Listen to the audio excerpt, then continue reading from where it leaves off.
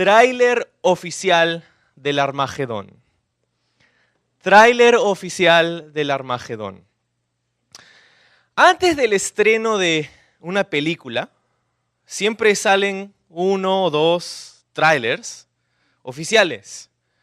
Es una presentación resumida de la película que se va a estrenar muy pronto, ¿no? Y el tráiler tiene un propósito, ¿no? El propósito es generar expectativa e interés en el público para que la gente se interese y pueda ir a ver la película. Normalmente, los trailers reúnen las escenas más importantes de la película, ¿no? Las escenas con más acción o partes de la trama de la película que son más importantes, ¿no? Usualmente también los trailers dejan afuera información que no es importante o que es poco interesante.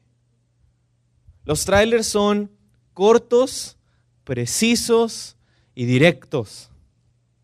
Ahora, esto es lo que vemos en la porción final del capítulo 14 del libro de Apocalipsis. Pero antes de seguir, permíteme dar una palabra de oración para empezar el estudio esta mañana. Señor, gracias por tu palabra. Gracias, Señor, porque aquí nos tienes. Tu fidelidad nos ha llevado hasta este año, Señor. Y porque nos llevaste del año pasado a este, sabemos, Señor, que si tú nos das más días de vida, tu fidelidad también nos va a llevar, Señor, a través de cualquier problema o dificultad que podamos enfrentar. Gracias por habernos preservado hasta este punto y habernos traído hasta este lugar para estudiar tu palabra. Bendice tu palabra en nuestros corazones, Señor, y te pido que nos llenes de tu Espíritu Santo ahora y nos permitas entender y aplicar tu palabra a nuestra vida esta mañana mientras la escudriñamos juntos. En el nombre de Jesús. Amén. Tráiler del Armagedón. Bueno, Armagedón te suena de repente a una película, ¿no? Y encima cuando estoy hablando de tráiler, película, Armagedón, y normalmente lo asocias en tu mente con ese actor peladito que no me acuerdo cómo se llama, ¿no? Tú sí sabes cómo se llama. Y el asteroide gigante que estaba a punto de impactar la Tierra y la emisión que van y tratan de destruir este asteroide para que no muera toda la población mundial por el impacto de este asteroide. Ahora, lo único de bíblico que tiene esa película es el nombre, porque no se trata en absoluto de los eventos que narra la Biblia como el Armagedón.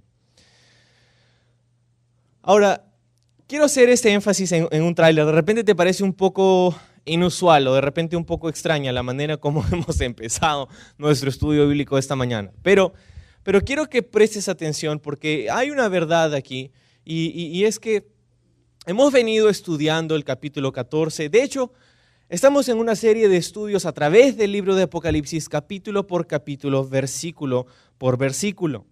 Pero aquí en esta porción final del capítulo 14, donde nos encontramos esta mañana, vemos un tráiler de lo que va a suceder hacia el final de la gran tribulación. El capítulo 14 de Apocalipsis marca el fin de una sección en el libro donde se nos da una perspectiva diferente de los hechos de la gran tribulación, ¿no?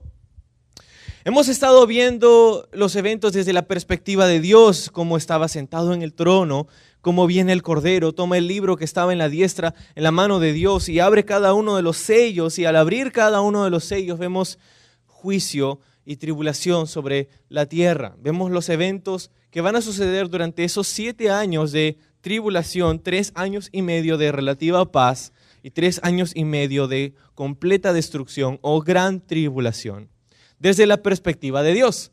Pero por los últimos 3 capítulos de nuestro estudio, 12, 13 y 14, hemos estado viendo desde una perspectiva diferente estos mismos hechos. Hemos estado viendo la perspectiva de repente de Satanás. La perspectiva de Satanás, hemos estado viendo a Satanás obrar, ¿no? Ahora, vemos cómo desde que la iglesia fue raptada, desde que la iglesia está fuera de la escena en el mundo, ya que no hay iglesia, el Espíritu Santo en la iglesia, hemos sido retirados de este mundo, el Espíritu de Dios continúa obrando, pero ya nosotros, antes del inicio de la tribulación, es el rapto de la iglesia. Y ya que no estamos sobre la tierra, Satanás no tiene impedimento para hacer lo que siempre quiso hacer.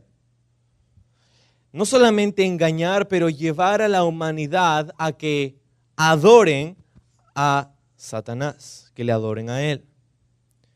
Una vez que la iglesia esté fuera del mundo, gracias al rapto, no habrá nada que detenga su obrar despiadado sobre la tierra. Y hemos visto a Satanás engañar al mundo entero a través de esta falsa trinidad, ¿verdad?, que él quiso establecer, ¿te acuerdas? Esa falsa trinidad en donde Satanás se pone como Dios Padre. Yo quiero ser adorado como Dios, dice la Biblia acerca de Satanás. Luego él dice, bueno, pero me falta algo, ¿no? Y es que Satanás siempre ha sido un copión. Y entonces no se le ocurren ideas originales, sino que me falta algo. Y si yo quiero ser como Dios, no se me ocurre ser nada mejor y no hay nada mejor, entonces voy a ser como Dios. Y entonces me falta un Cristo, el anticristo. Y luego me falta alguien que cumple la función del Espíritu Santo, alguien que ha edificado la iglesia, alguien que lleva al mundo a adorar a Jesús. Bueno, yo necesito mi falso profeta. Mi falso profeta, el que va a llevar el mundo, a engañar al mundo, el que va a ser el que impulsa la implementación de una religión mundial, una falsa religión mundial, cuyo centro y cuyo Dios es Satanás, cuya imagen de la bestia, el anticristo, este falso profeta. Y entonces hemos visto a Satanás cómo está engañando a derecha y a izquierda al mundo entero, una vez que la iglesia no está más en el mundo gracias al rapto. Pero antes de que Juan se haga la idea de que Satanás está en control de los eventos de la gran tribulación, Dios le permite ver un pequeño tráiler de lo que se viene más adelante. Nosotros estudiando estos capítulos podemos a veces pensar, wow, y la destrucción y Satanás está haciendo lo que le da la gana y no hay nadie quien le haga frente y no hay nadie quien pelee contra él y va a ser victorioso porque dice que va a perseguir a los judíos aunque no los va a poder tocar, pero luego va a perseguir a los cristianos de la gran tribulación y a ellos los va a matar. Y a veces podemos tener un poco de dolor en nuestro corazón al saber que las cosas van a suceder así. Pero yo creo que Dios sabía esto y sabía cómo Juan se sentiría al ver los hechos que sucederían más adelante. Y por eso Dios le permite ver este pequeño tráiler oficial de las cosas que van a suceder hacia el final de la tribulación. Dios le quiere decir a Juan y te quiere decir a ti y a mí esta mañana, Satanás no tiene el control. Él cree que tiene el control, pero yo quiero mostrarte esta mañana quién verdaderamente está en control, no solamente de tu vida, pero de este universo. Entonces, ahora, a veces los cineastas ponen nombres a sus trailers, ¿no? Los buscas en YouTube y tienen sus nombres oficiales que les ponen, ¿no? Este no es la excepción. Pues al estudiar estos versículos que tenemos delante esta mañana, vemos un tema en común. Y nuestro tráiler esta mañana se llama La cosecha. La cosecha. Y la cosecha tendrá 3 partes. Si estás tomando nota, la primera es una descripción, la segunda es una distinción y la tercera es la destrucción. Descripción, primera parte, distinción, segunda parte y destrucción, tercera parte. Entonces, acompáñame por favor al libro de Apocalipsis capítulo 14 y vamos a leer los versículos que nos tocan esta mañana.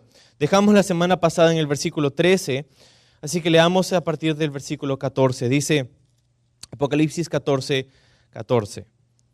Miré y he aquí una nube blanca y sobre la nube uno sentado semejante al Hijo del Hombre, que tenía en la cabeza una corona de oro y en la mano una hoz aguda. Y del templo salió otro ángel clamando a gran voz al que estaba sentado sobre la nube. mete tu hoz y siega, porque la hora de segar ha llegado, pues la mies de la tierra está madura. Y el que estaba sentado sobre la nube metió su hoz en la tierra, y la tierra fue segada. Salió otro ángel del templo que está en el cielo, teniendo también una hoz aguda. Y salió del altar otro ángel que tenía poder sobre el fuego. Y llamó a gran voz al que tenía la hoz aguda, diciendo: mete tu hoz aguda y vendimia los racimos de la tierra, porque sus uvas están maduras. Y el ángel arrojó su hoz en la tierra y vendimió la viña de la tierra y echó sus uvas en el gran lagar de la ira de Dios. Y fue pisado el lagar fuera de la ciudad, y del lagar salió sangre hasta los frenos de los caballos por 1,600 estadios. Ahí está tu tráiler oficial del Armagedón. Ahora, capítulo 14 es en realidad, yo creo, una apropiada respuesta al capítulo 13. El capítulo 13 nos cuenta la participación de las dos bestias, ¿verdad? El anticristo y el falso profeta, las dos contrapartes de la Trinidad impía de Satanás. Pero aquí en el capítulo 14 vemos la respuesta de Dios a Juan y sus lectores, o sea, a nosotros, de quién es verdaderamente quien está en control. Y la primera parte que te decía es una descripción. El texto tiene dos segmentos, tiene dos partes esta mañana, pero hemos agregado una tercera aquí al inicio como para tener un poco de contexto, la descripción de una cosecha. ¿Por qué hemos llamado a nuestro tráiler esta mañana cosecha o la cosecha? Bueno, mira la descripción del Hijo del Hombre, ¿no? Dice el versículo 14, había una nube blanca y estaba allí uno semejante al Hijo del Hombre, dice, que tenía en la cabeza una corona de oro y en su mano tenía ¿qué? Una hoz aguda, una hoz aguda. Más adelante sigue diciendo que es hora de segar, en el versículo 15, que la mies está madura en la tierra. Luego dice que metió su hoz en la tierra y la tierra fue segada. Luego otro ángel también tenía una hoz aguda y ahora está vendimiando o está cosechando otro tipo de cosecha, ¿verdad? Es la cosecha de las uvas, es la vendimia, pues, ¿no? Pero cosechar, en fin, ¿no? Está cosechando y entonces a través de estos versículos vemos los implementos, los utensilios y las actividades que nos apuntan hacia la cosecha. La cosecha, ¿no? Entonces, toda esta imagen de la cosecha no sería ajena a las personas que vivían en la antigüedad, especialmente a los de la nación de Israel. Ellos vivían en una sociedad, tú sabes, netamente agricultora, ¿no? Ellos no tenían metro o el supermercado de tu elección para ir a comprar tus frutas y verduras. O no tenían el mercadito o la parada o la bodega. Si querían una manzana tenían que plantarla. Si querían una papa tenían que plantarla y etcétera, etcétera. Ellos vivían de la tierra, ¿no? La sociedad era una sociedad agricultora. Sus salarios, sus sueldos, estaban asociados al producto de la tierra. Entonces, no solamente sus salarios, sus fiestas. Muchas de las fiestas de los judíos, si bien instauradas por Dios, tienen una asociación con los eventos ligados a la siembra y la cosecha, como el festival de Pentecostés, como el festival de las primicias, ¿no? Festivales que tienen que ver con la siembra y la cosecha, con las etapas de sembrar y cosechar. Entonces esta imagen, esta idea de sembrar y de cosechar estaba muy arraigada en la mente y el corazón de las personas que leerían este libro, ¿no? Allí en la antigüedad. Pero luego tienes también las palabras de Jesús, ¿verdad? Jesús habló en parábolas y Jesús habló en términos que la gente podía entender, ¿no? Por lo menos la gente de ese entonces, ¿no? Jesús no habló acerca de microchips o de iPhones, pero de repente si Jesús hubiera venido en nuestro día, lo hubiera hecho. Quizás su parábola hubiera sido algo con el internet o con una computadora o con la tecnología, ¿Jesús hubiera hablado de esas cosas si hubiera venido en nuestro tiempo? Posiblemente. Pero vino en un tiempo en donde la sociedad era netamente agricultora y entonces muchas de sus parábolas tenían que ver con la siembra y la cosecha, porque eso era algo que ellos hacían constantemente. Él habló acerca de sembrar y cosechar, algo que ellos estaban acostumbrados a hacer. Ahora, cuando nosotros pensamos en cosechar, nosotros que estamos completamente desarraigados de esa cultura, tú dices, no, pero yo tengo mi maceta fuera de mi casa. No es ciertamente una siembra y una cosecha. Si tienes una chacra y lo has hecho, entonces tienes idea de lo que estamos hablando. Pero para la mayoría de nosotros, una maceta es lo máximo que nos hemos acercado a sembrar y cosechar, ¿no?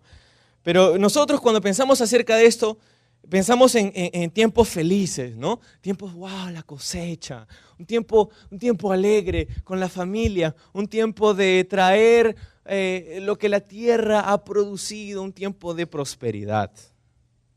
Pero ¿sabes qué? La cosecha también tiene una connotación muy seria, que a veces a nosotros se nos escapa porque no estamos inmersos en esa cultura, pero la connotación seria de la cosecha es la del trabajo duro, ¿verdad? No es que te levantas un día y ya está todo ahí y tienes toda tu prosperidad, sino que hay todo un proceso, hay todo un trabajo arduo. Semillas, si pensamos desde el punto de vista del campo, ¿no? Semillas que han muerto, ¿verdad? Para poder germinar. Semillas que ahora han crecido y han dado fruto y es hora de sacarlas, de cortarlas, de desarraigarlas del lugar donde están, ¿no? Entonces, interesante. Si le preguntáramos al cristiano promedio, generalmente lo que nosotros hacemos es asociar la cosecha ¿con qué? Cuando hablamos de cosechar, ¿con qué asociamos esto normalmente nosotros los creyentes? Con el evangelismo, ¿verdad? Asociamos la cosecha con el evangelismo. Cosechar, estamos hablando de cosechar almas, pues. Estamos hablando de predicar el evangelio para que más y más personas lleguen al arrepentimiento y sean cosechadas para Dios, ¿verdad? Ahora, la razón para esto es probablemente porque Jesús habló acerca de esto en Mateo capítulo 9. Él habló acerca de esta cosecha. Él dijo, entonces dijo a sus discípulos Jesús, a la verdad la mies es mucha y los obreros pocos. Rogad pues al Señor de la mies que envíe obreros a su mies. Entonces, tenemos la idea de que esta cosecha es ciertamente el mundo y las almas que están en el mundo. Y Dios ha enviado a sus discípulos para que vayamos y cosechemos, ¿no? Debemos estar ocupados en esta cosecha. Iglesia, Calvary Chapel Lima. Debemos estar ocupados en esta cosecha. Esa es nuestra tarea. Cualquiera sea tu profesión, cualquiera sea tu ocupación, debemos estar trabajando en esta mies para llevar más y más almas al reino de Dios. Debe ser nuestro trabajo. Existe esta cosecha maravillosa de la cual Dios quiere que tú seas partícipe. Dios quiere usarte a ti como uno de sus labradores. Y es más, el Señor ha dicho claramente, la mies está lista. Está lista para que tú vayas y coseches. Pero en la Biblia, la gran mayoría de veces que aparece la imagen simbólica de una cosecha, esta imagen no está asociada necesariamente al evangelismo. Esta es la asociación que le dio Jesús, ciertamente. Pero en el Antiguo Testamento, la imagen simbólica de la cosecha está asociada con el juicio de Dios. El juicio de Dios. El juicio de Dios sobre la tierra, el juicio de Dios sobre una nación, el juicio de Dios sobre un individuo. La cosecha es un tipo de juicio. Es una imagen de juicio. No importa lo que hayas sembrado en tu vida, viene siempre el tiempo de cosecharlo. Y ese tiempo será el tiempo del juicio en última instancia. Algunos ejemplos bíblicos acerca de esto, donde vemos la cosecha como imagen en relación al juicio de Dios. Quiero darte algunas referencias.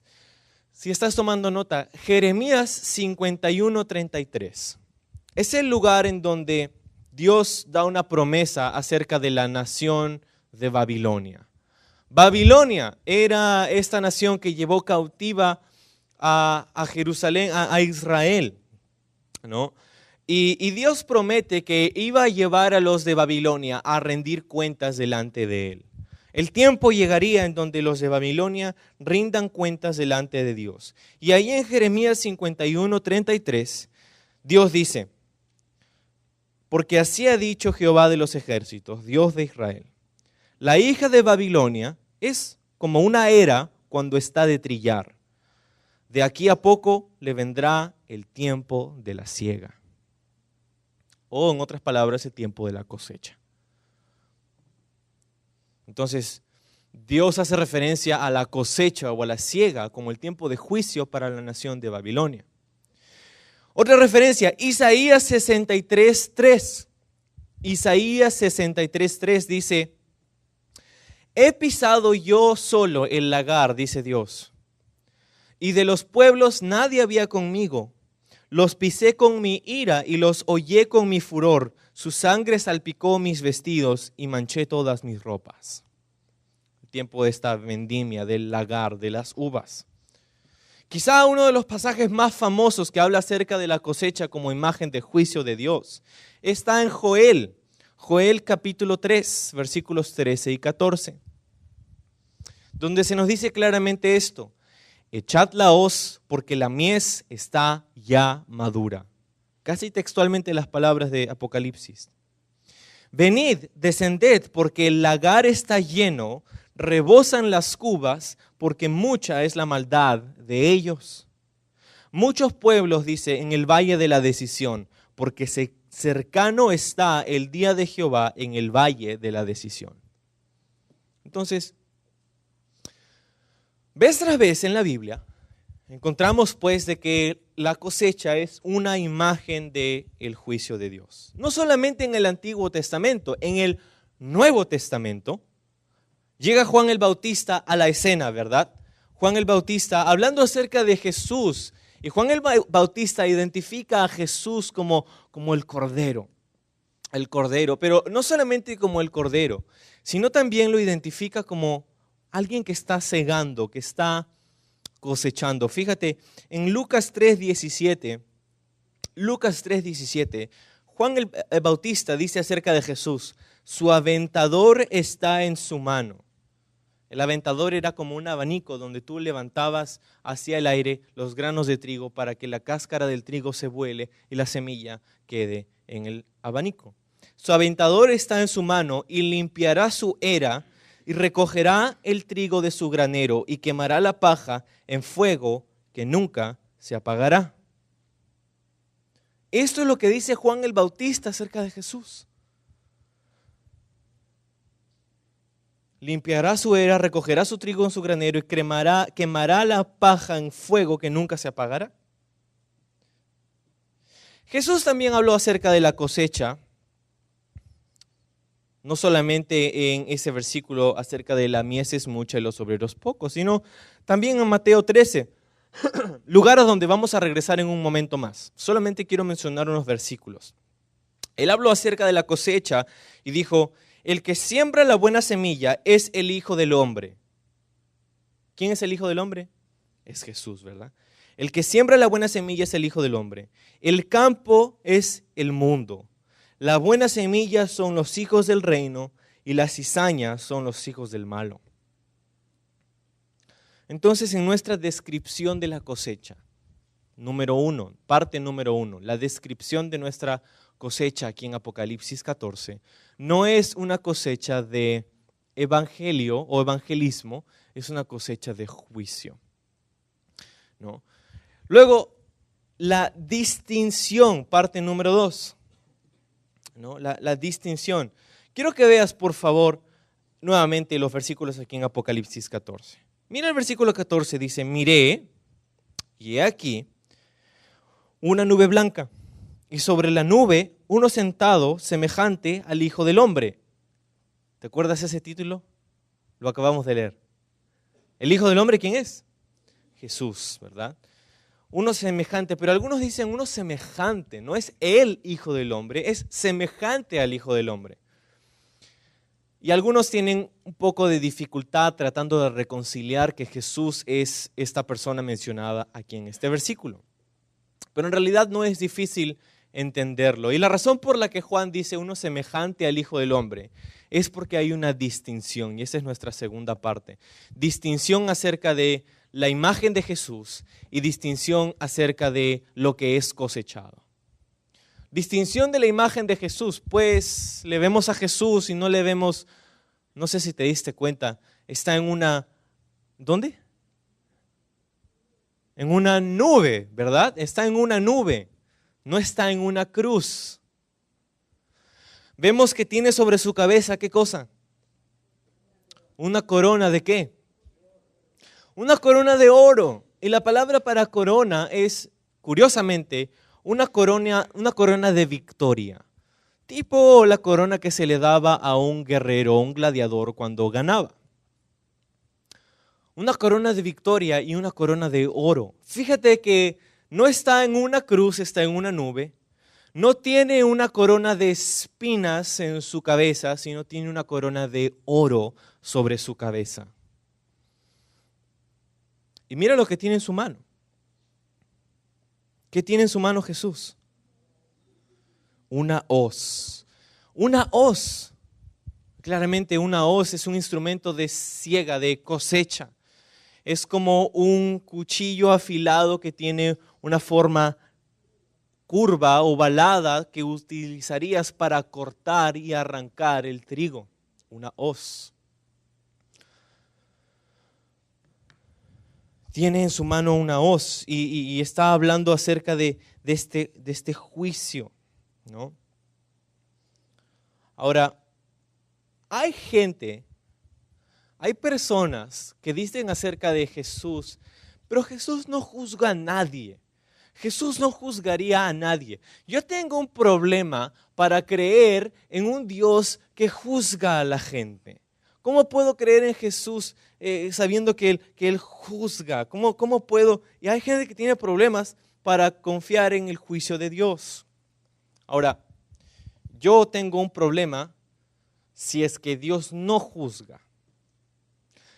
Si Dios no juzga, ¿cómo puedo confiar en un Dios que no juzga? ¿Cómo puedo confiar en un Dios que no va a tomar un lugar firme, que no va a plantar sus pies divinos firme sobre la justicia? ¿Cómo puedes confiar tú en un juez que no juzga con justicia un crimen? Si tú alguna vez has sido víctima de un crimen, ya sea un robo, un hurto o algo peor, tú sabes lo natural que es sentir una sed de justicia para esa persona que ha hecho algo malo, que ha roto una ley, que ha cometido un crimen, que ha cometido un agravio, y más aún si es contra tu persona o peor aún, tu familia.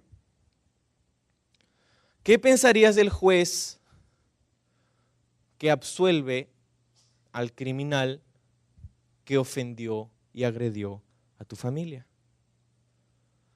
¿Podrías confiar en ese juez? No, ¿verdad? Entonces, si Dios no juzgara, yo tendría un gran problema en realidad. Entonces, mi problema no es el juicio de Dios. Ese no es ningún problema.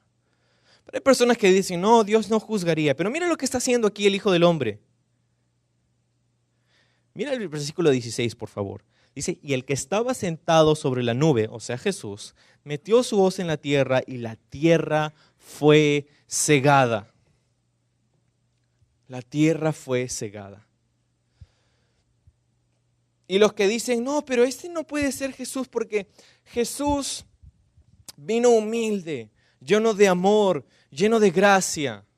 Y es cierto, así vemos a Jesús en los evangelios, ¿verdad? Vemos a un Jesús humilde, lleno de amor y lleno de gracia, lleno de misericordia. Pero, iglesia, vendrá el día cuando este mismo Jesús de los evangelios vendrá para juzgar la tierra. Hace un momento dijimos, no tiene una corona de espinas ya más, tiene una corona de oro. Él es el rey, Él es el juez. Y viene con una hoz en su mano para juzgar. En su primera venida, Jesús vino como siervo, ¿no? Vino como siervo. En su segunda venida, Jesús vendrá como rey. En su primera venida, Jesús vino obedeciendo la voluntad del Padre. En su segunda venida, Jesús vendrá comandando. En su primera venida, Jesús vino para vivir con una pareja de judíos humildes en un pueblo casi obscuro en Israel. En su segunda venida, Jesús vendrá con todos los ángeles del cielo y todos verán, todo ojo le verá. En su primera venida, Jesús vino para buscar y salvar a los perdidos. En su segunda venida, Jesús vendrá para juzgar y sentenciar a los perdidos. En su primera venida, Jesús vino como el sembrador, para llegar un poco más al punto. Vino como el sembrador. En su segunda venida, Jesús vendrá como el segador, como el que cosecha. La gente que piensa que Jesús no juzga es porque no tiene las cosas en perspectiva. Es porque solamente está viendo una fracción de quién Jesús es.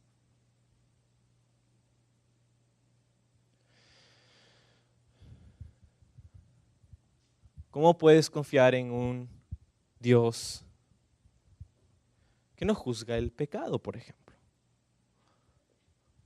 ¿Puedes confiar en un Dios que le dice a Hitler, por ejemplo, a Hitler, yo sé que estuviste un poco loco, un poco descabellado. Yo sé que mataste unas 6 millones de personas en los campos de concentración. Es más, casi todos eran judíos, hijos de míos, mi pueblo. Pero ¿sabes qué? Yo puedo hacerme loco por un momento y ¿sabes qué, Hitler? Ven al cielo. No importa lo que hayas hecho, ven al cielo. ¿Qué? ¿Puedes confiar en un Dios que ese es su sentido de justicia? ¿No, verdad? Entonces, mira lo que dice acerca de la cosecha, de la mies. Vino un ángel que salió del templo en el versículo 15, que clamó a gran voz, y mira el clamor de este ángel hacia Jesús, le dice, mete tu hoz y ciega, porque la hora de cegar ha llegado, porque la mies de la tierra está madura. La mies de la tierra está madura. Este ángel tiene un clamor, y es el clamor, yo creo, que representa el clamor de todo el pueblo de Dios. Más adelante esto va a ser más significativo y más aparente delante de nuestros ojos todavía. Pero este ángel ya casi no puede aguantar. Señor, es ahora el tiempo, has venido con tu hoz, vamos, es hora de hacerlo. Y mira lo que dice al final del versículo 15. Pues la mies de la tierra está ¿qué? Madura, está madura. Ahora la palabra ahí que se traduce como madura es una palabra interesante porque nos habla de algo que está demasiado maduro, pasado ya, ¿no? Como una palta, por ejemplo, ¿no? Estás esperando el tiempo que la palta está lista para comerla, el tiempo que está suavecita y de pronto se te olvidó y pasaron 2 días y la palta está negra y ya no la puedes comer. Esa es la idea aquí. La mies está madura y no quiere decir que está lista para ser comida, sino que está ya pasada. Ya pasó el tiempo, es hora de sacarla, es hora de arrancarla, es hora de juzgarla. La mies de la tierra, dice, y obviamente son las almas de los hombres. Está madura. Ahora, distinción hemos visto, la segunda parte, ¿no? Primero era descripción, ahora es una distinción. Y la distinción, hemos visto la distinción en la personalidad, en la imagen de quién Jesús es. Ahora vemos una distinción en esta idea de la cosecha, en la mies. ¿Una distinción en la mies? Sí, porque ahora sí quiero que me acompañes a Mateo capítulo 13. Mateo capítulo 13 es donde Jesús refiere una parábola a sus discípulos, a sus oidores. Él les refirió una parábola en Mateo 13, versículo 24. Mateo 13, versículo 24. Dice, les refirió otra parábola diciendo, el reino de los cielos es semejante a un hombre que sembró buena semilla en su campo. Pero mientras dormían los hombres, vino su enemigo y sembró cizaña entre el trigo y se fue. Y cuando salió la hierba y dio fruto, entonces apareció también la cizaña. Vinieron entonces los siervos del padre de familia y le dijeron, Señor, ¿no sembraste buena semilla en tu campo? ¿De dónde pues tienes cizaña? Él les dijo, un enemigo ha hecho esto. Y los siervos le dijeron, ¿quieres pues que vayamos y la arranquemos? Y él les dijo, no sea que al arrancar la cizaña, arranques también con ella el trigo. Deja crecer juntamente lo uno y lo otro hasta la siega. Y al tiempo de la siega, yo diré a los segadores, recoged primero la cizaña y atadla en manojos para quemarla, pero recoged el trigo en mi granero. Una distinción, ¿verdad? Aquí vemos una distinción en esta cosecha entre el trigo y la cizaña. El trigo y la cizaña. Y lo que es curioso acerca del trigo y la cizaña es que son muy similares. Si para ojos inexpertos es casi imposible distinguir entre el trigo y la cizaña cuando están creciendo. Pero cuando crecen y maduran y llegan al punto de la cosecha es aparente. Mientras están creciendo uno no puede distinguir, pero una vez que han madurado, entonces te das cuenta cuál es cuál. Y el trigo y la cizaña. Y más adelante Jesús va a explicar acerca de quiénes son quiénes. ¿No? Jesús va a decir que el trigo, ¿no? son los hijos de Dios y la cizaña son los hijos del enemigo, ¿no? Ahí en Mateo capítulo 13, comenzando en el versículo, por el versículo 40, es donde Jesús explica esto, ¿no? Y dice,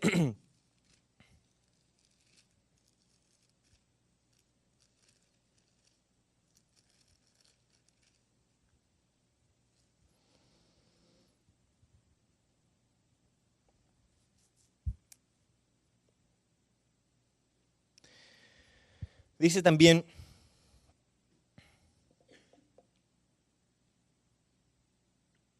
como hemos leído hace un momento, el 38, el campo es el mundo, y la buena semilla son los hijos del reino, y la cizaña son los hijos del malo. El enemigo que la sembró es el diablo, y la siega es el fin del siglo. Fíjate, ese es un versículo clave para entender este pasaje de Apocalipsis. La siega es el fin del siglo, y los segadores son los ángeles. Es exactamente lo que estamos viendo aquí en Apocalipsis 14. 40 dice, de manera que como se arranca la cizaña y se quema en el fuego, así será en el fin de este siglo. Entonces, Jesús hace evidente para nosotros esta imagen de la cosecha y del juicio de Dios, ¿no? Esta distinción entre el trigo y la cizaña. Ahora, yo creo que han habido periodos en la historia de la iglesia en donde la iglesia ha sido culpable de hacer justamente lo que Dios dijo que no se haga, ¿no? Vinieron estas personas y le preguntaron, Señor, vamos a arrancar, ¿quieres que arranquemos esa cizaña? ¿No? Y el Señor les dice, no, deja que crezcan juntas hasta el tiempo de la siega. Y como te digo, han habido momentos como el tiempo, por ejemplo, de las cruzadas en la Edad Media. Las cruzadas en donde aquella que se hacía llamar la iglesia, esta iglesia organizada, guiada en realidad por los emperadores romanos, llevaban a ejércitos para ir y tratar de sacar la cizaña, ¿no? Para ir contra los judíos, para ir contra los musulmanes, ¿no? Y cosas horribles se hicieron en el nombre del Señor, que no son justificadas para nada. Luego en el tiempo de la Reforma, por ejemplo, en el tiempo de la Reforma, la Inquisición fue la respuesta de la Iglesia Católica ante la Reforma.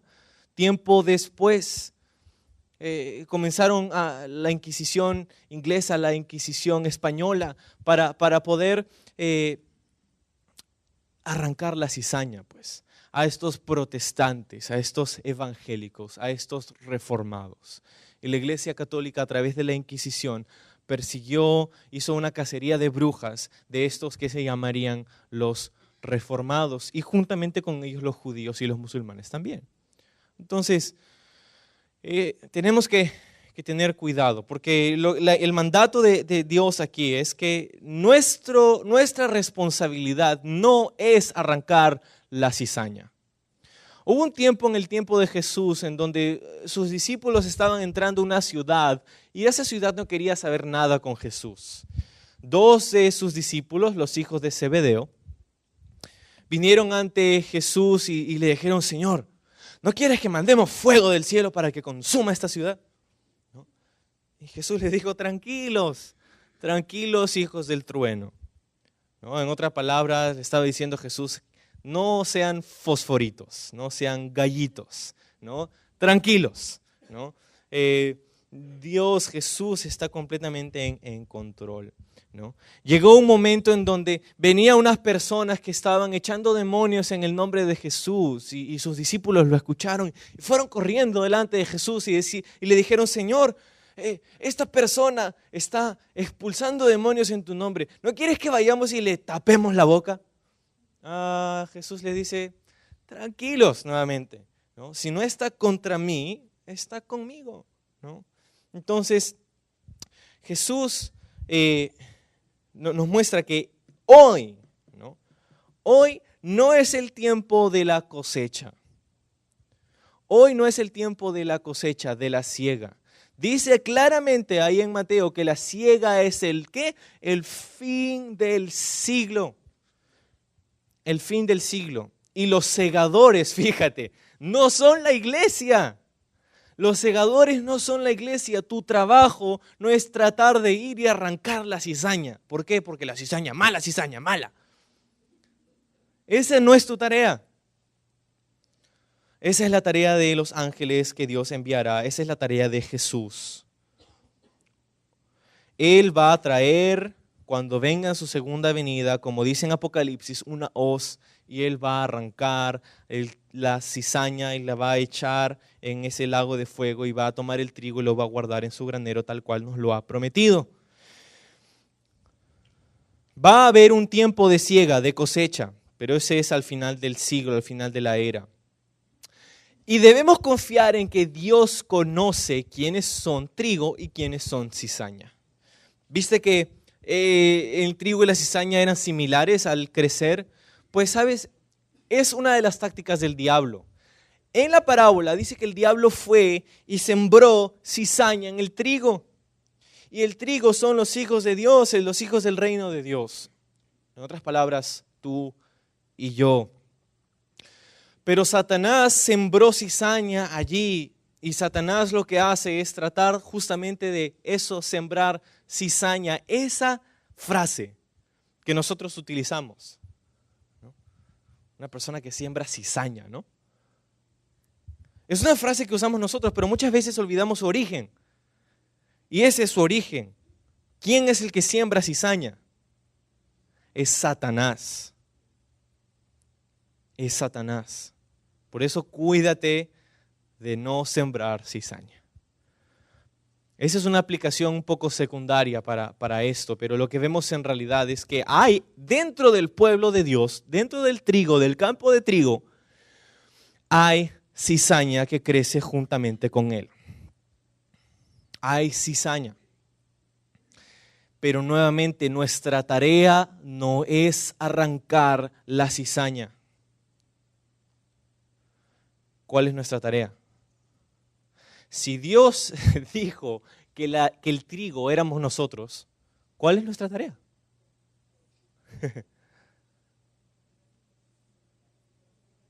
Crecer, madurar, seguir adelante en nuestro caminar con el Señor. Esa es nuestra tarea, crecer, madurar, tener a Dios como nuestro punto focal, ¿verdad?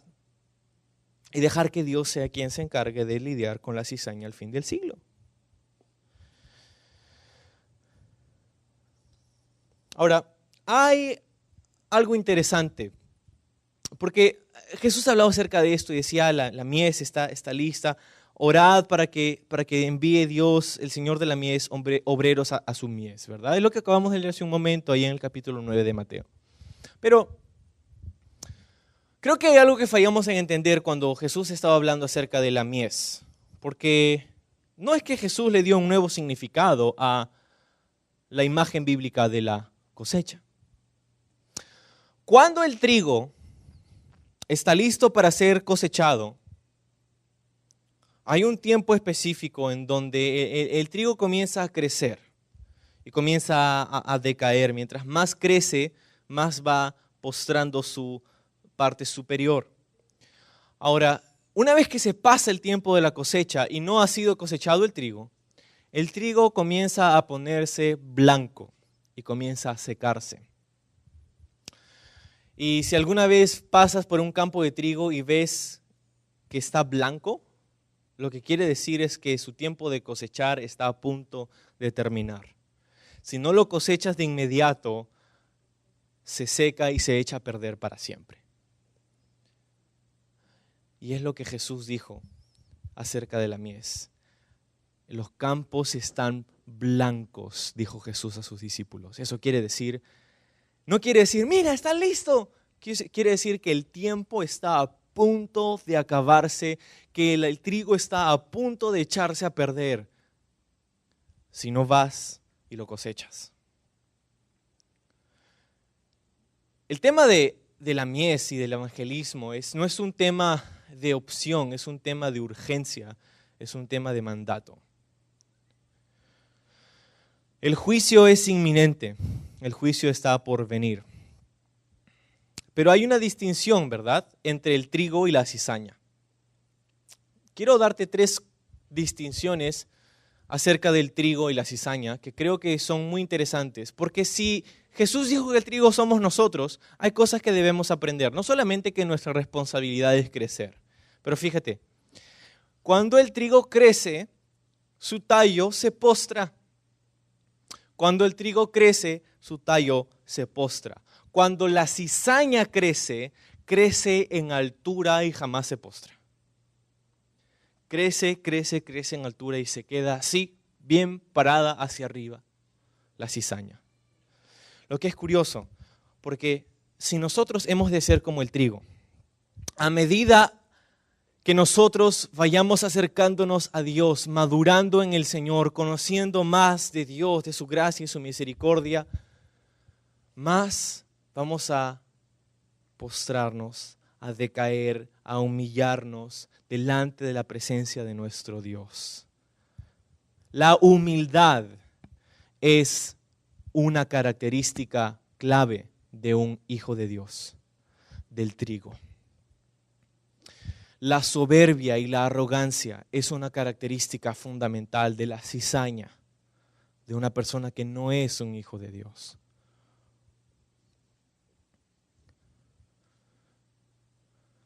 Número 1. Número 2.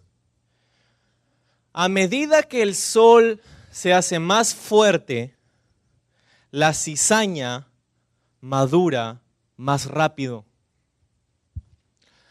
No, el trigo. A medida que el sol se hace más fuerte, el trigo madura más rápido. El trigo madura más rápido. Cuando el sol está brillando y sancochando figurativamente el trigo, así como nosotros en el verano, más rápido madura el trigo. Mientras más calor, más madurez, más rápido. Es curioso, porque así sucede con nosotros también. El calor, el fuego de la aflicción, de la dificultad, de los problemas, de la tribulación momentánea en nuestra vida. Ese calor debería hacernos madurar.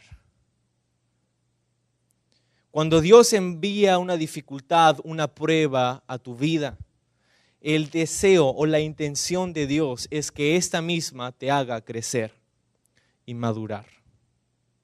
Muchas veces nosotros tomamos la aflicción y la prueba y la tomamos como que Dios nos está castigando o que Dios se olvidó de nosotros, cuando la realidad es completamente lo opuesto.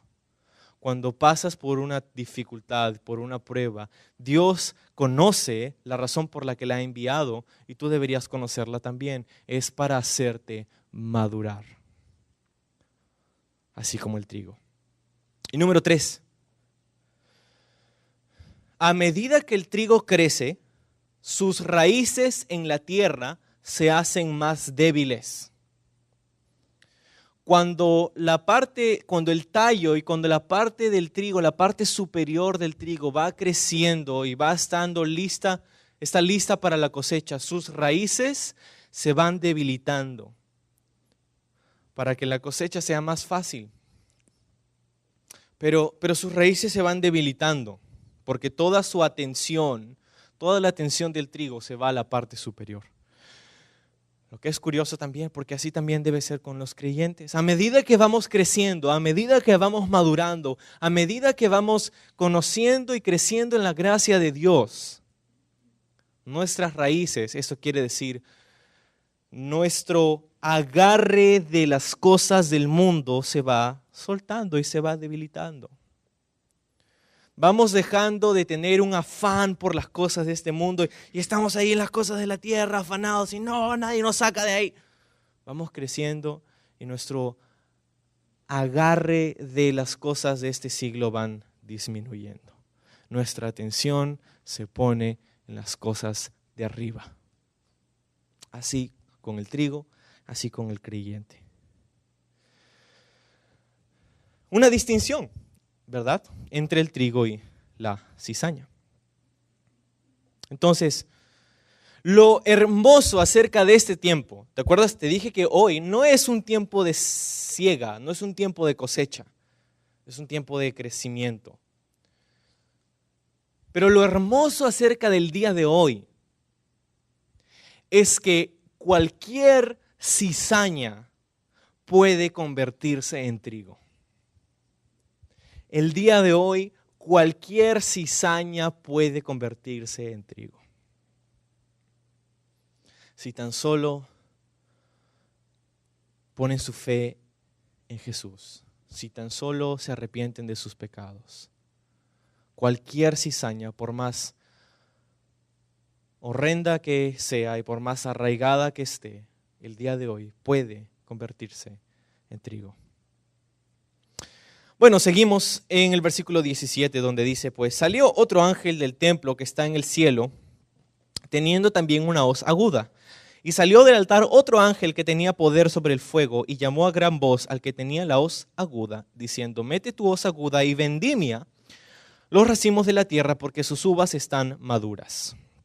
El ángel arrojó su hoz en la tierra y vendimió la viña de la tierra y echó las uvas en el gran lagar de la ira de Dios y fue pisado el lagar fuera de la ciudad, y del lagar salió sangre hasta los frenos de los caballos por 1,600 estadios. Bueno, esta segunda parte es la tercera parte de nuestro estudio. La primera es la descripción, la segunda era la distinción y la tercera es la destrucción. La destrucción, esta parte de aquí, salió otro ángel, ¿de dónde? Del templo que está en el cielo, dice el versículo 17. y tenía una hoz aguda también. Dice que otro ángel salió en el versículo 18 y tenía poder ¿sobre qué? Sobre el fuego, en el versículo 18. Salió un ángel del altar, ¿viste? En el versículo 18, ¿de dónde? Del altar del templo, y tenía poder sobre el fuego. Es curioso porque el clamor de este ángel es similar, ¿no? Mete tu hoz ciega, vendimia, es hora de juzgar. En el capítulo 6 de Apocalipsis encontramos en la visión de Juan del cielo, cuando se desata uno de los sellos. Dice que Juan vio el altar de Dios en el cielo y debajo del altar había un grupo de personas, no sé si te acuerdas. Habría un grupo de personas, una multitud que nadie podía contar. Una multitud inmensa de personas, eran almas. Almas de aquellos que habían salido de la gran tribulación. De los que conocieron a Jesucristo como su Señor y Salvador durante la gran tribulación, que fueron asesinados por su fe dentro de la gran tribulación y que llegaron a estar delante de la presencia de Dios debajo del altar. Dice luego en el capítulo 8 de Apocalipsis que salió un ángel que tomó fuego del altar en un incensario y lo arrojó a la tierra en forma de juicio. Lo cual es curioso, porque aquí vemos un ángel que sale del altar y que tiene poder sobre el fuego. La imagen, si conectamos los puntos, es esta. Es muy probable que este ángel lleve consigo el clamor de las almas que estaban debajo del altar. ¿Y cuál era el clamor de las almas que estaban debajo del altar? Decían, ¿hasta cuándo, oh Señor? ¿Hasta cuándo no vengarás nuestra sangre? Y la respuesta es esta. ¿Hasta cuándo? No hasta toda la vida, no por siempre, sino hay un tiempo. Y ese tiempo ha llegado aquí al final de la gran tribulación. Ahora, hay otro tipo de cosecha, ¿no? La primera era del trigo, del grano. Ahora es una cosecha de uvas, dice aquí. La viña, la vendimia. La imagen es un poco distinta. Fíjate, dice que la idea era que la vendimia de los racimos de la tierra, porque sus uvas están maduras. Ahora, hablando de vendimia, ¿no? Nosotros tenemos, eso es algo con lo que sí estamos familiarizados, porque nosotros tenemos pues en Ica, por ejemplo, en lugares así donde hay el tiempo de la vendimia, donde las uvas crecen en las viñas y luego son sacadas hasta un lagar, donde son puestas las uvas allí, y es todo un festival, es toda una fiesta en donde las personas comienzan a saltar y bailar pisoteando las uvas. Y el lagar es el lugar donde las uvas van a ser pisoteadas para que el jugo de la uva salga por un drenaje hacia unos receptores, hacia unos baldes, que luego va a ser puesta para ser procesada como vino o como otras bebidas. La vendimia, pues. Algo muy similar sucedería en Israel durante el tiempo de julio a septiembre, el tiempo de la vendimia. Afuera de la ciudad habría un lagar inmenso donde el tiempo de la vendimia echarían las uvas en el lagar y tendrían una fiesta muy similar a la nuestra aquí, donde la gente se vestiría con ropas especiales y entrarían y comenzarían a bailar sobre las uvas, pisotearlas todas. Y cuando estaban poniendo las uvas en el lagar, no hacían la distinción, ¿me quiere, no me quiere? ¿Me quiere, no me quiere? ¿No? No hacían como, esta es una uva buena, esta no es una uva tan buena. No, agarraban todas las uvas y las echaban ahí independientemente de cómo estaban. Las echaban ahí porque el tiempo había llegado. Y cuando pisoteaban y bailaban y pisoteaban las uvas, el jugo de la uva saltaría y salpicaría sus ropas y salpicaría también hacia afuera. Lo que quedaría después es algo no muy agradable a la vista. Es como personas que tienen sus vestiduras manchadas con algo que parece sangre o el color de la sangre. Es jugo de uva, pero parece sangre. Y las calles comienzan a estar embadurnadas con este jugo de uva que ha salpicado y parece que un río de sangre estuviera corriendo por ahí. Bueno, la imagen es esa aquí en el libro de Apocalipsis.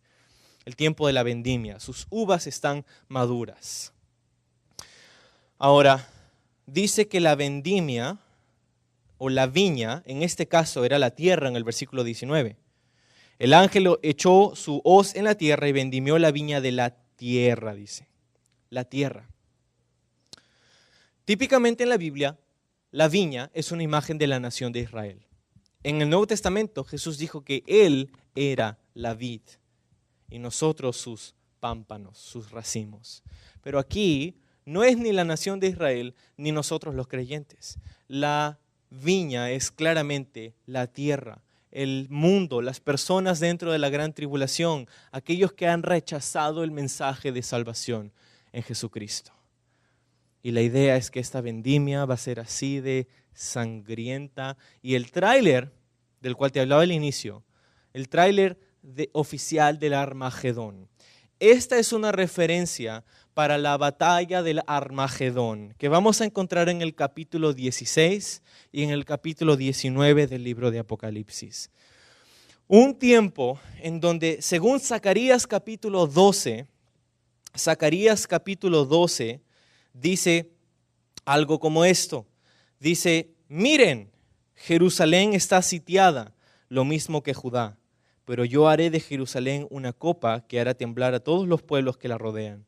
Cuando llegue ese día, fíjate lo que dice Zacarías 12, todas las naciones de la tierra se aliarán para atacar a Jerusalén, pero yo haré de ella una piedra tan pesada que todos los pueblos que se atrevan a levantarla quedarán hechos pedazos.